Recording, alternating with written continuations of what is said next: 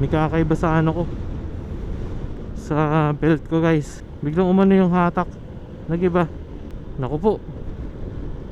Uy na.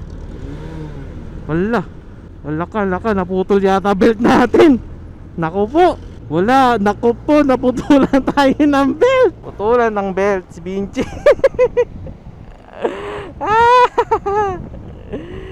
Ay, naka po. Nagtutulak ako nito guys. Kawawa naman si Vinci. Naputulan ng belt.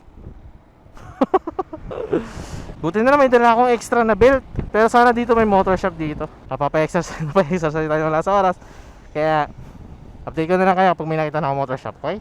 Yan guys, may nakita akong motorcycle shop. Magpapalit lang ng belt, naputol yung belt ko eh.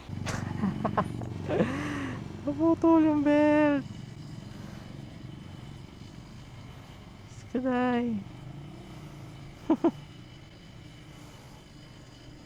Okay na guys, okay na yung ano, belt. Hindi pa na tayo kumikita ng malaki.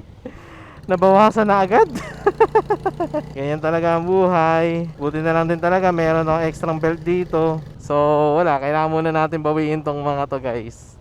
170 rin yung labor nung ano, palit ng belt. Tapos syempre bibili rin ako ng ano, extra belt pa. Di-deliver ko na muna tong item and hanap na lang akong booking pabalik.